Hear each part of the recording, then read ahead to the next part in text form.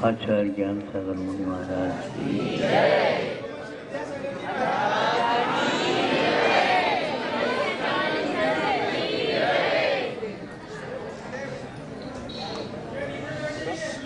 इन दिनों सुबह से लेकर के शाम तक बादल प्रवासरत रहते हैं। छाया की आवश्यकता नहीं और धूप आने को भी है, लेकिन बादलों के कारण वह भी छाया पा जाते हैं।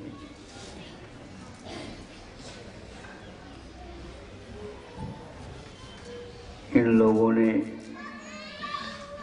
अपने जो कुछ भी अनुभव हुआ है आपके सामने रखा ही है, और हमारा रखने की कोई आवश्यकता नहीं है।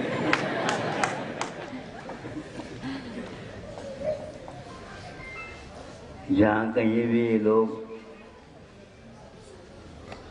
विहार करके आए हैं वहाँ पर ऐसे तो भूलते होंगे,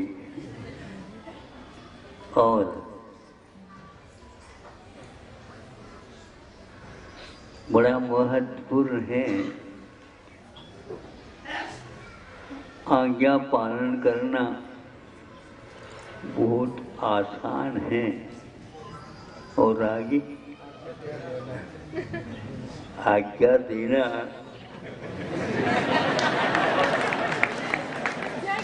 बहुत कठिन है।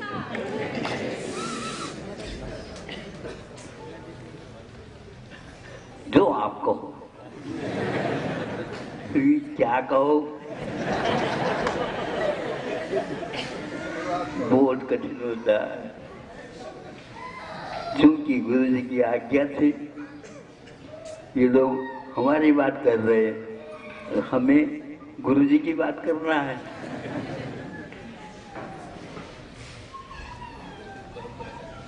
इसी का नाम तो परंपरा है,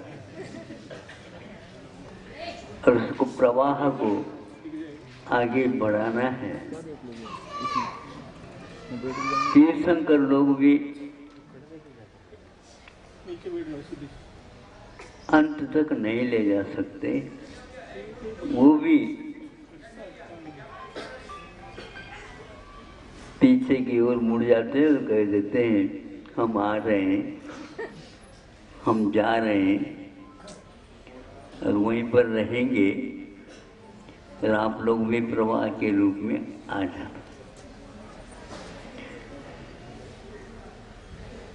जो पहाड़ी इलाका में नदी रहती है और वहाँ पर कोई रास्ता रहता नहीं, लेकिन वहाँ के बागवान या जो जंगल में रहने वाले अपने गुजारा के लिए क्या करते हैं, बड़े बड़े पेड़ जो सोखने को हैं उनको नीचे से काटते हैं और वर्षा काल से पूर्व में नदियों के किनारे पर उसको लुढ़का देते हैं। न रास्ते की आवश्यकता, न हाईवे की आवश्यकता है, और न ही ट्रक रोड की आवश्यकता है, और न कर्मचारियों की आवश्यकता है। एकदम झुमादार वर्षा हो जाती है, नदी प्रवाह हो है, नदी प्रवाह हो जाता है, तो उसके साथ बड़े बड़े वहाँ वृक्ष बहते हुए किनारे पर आ जाते हैं और उनको वह लेकर के अपना काम कर जाते हैं। ऐसे ही यह भी एक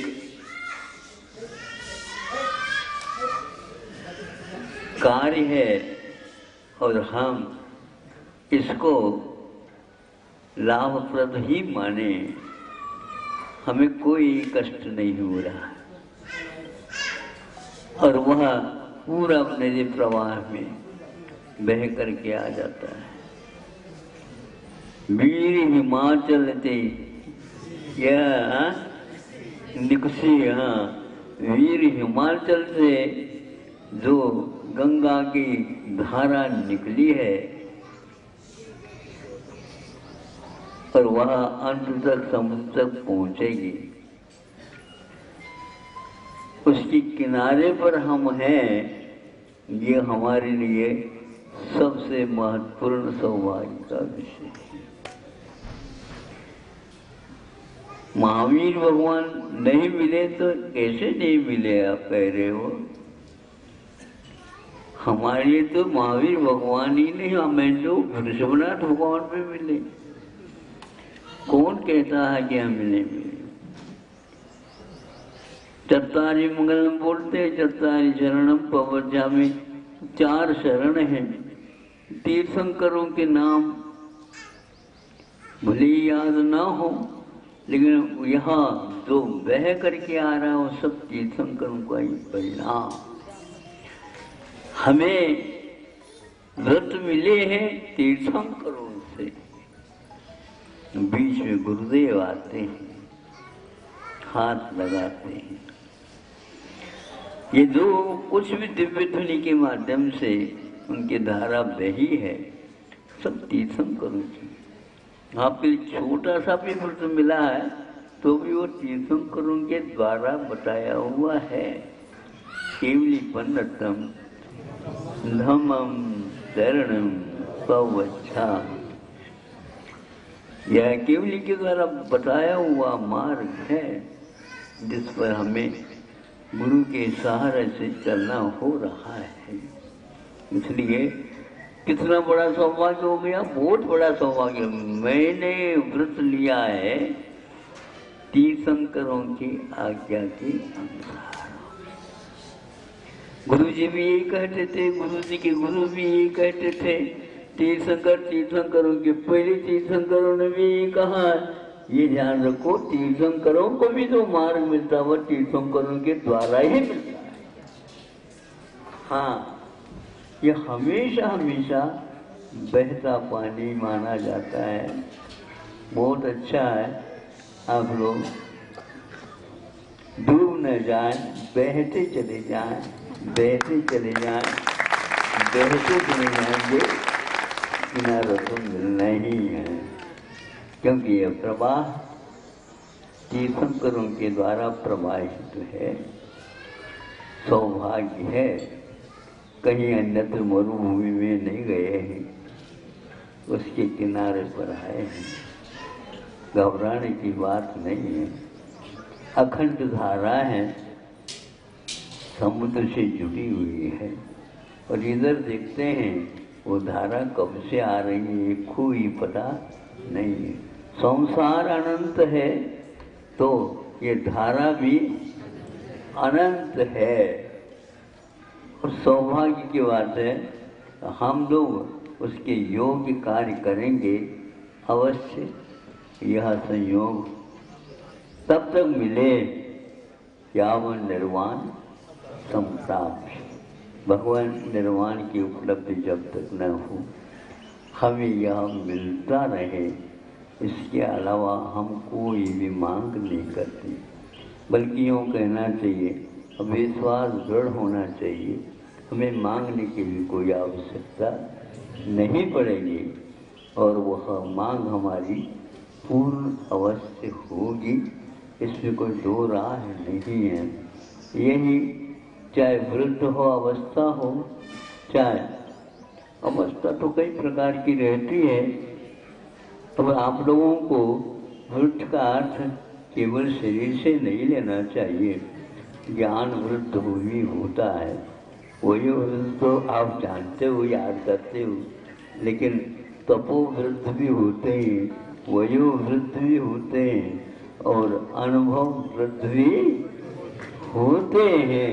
बोलना नहीं आ रहा, लेकिन अनुभव तो भीतर से होता है। उसको तो हम ज़्यादा वृद्ध मानते हैं, बाकी ये वृद्ध काया की वृद्धावस्था ये तो कुछ है ही नहीं हमारे।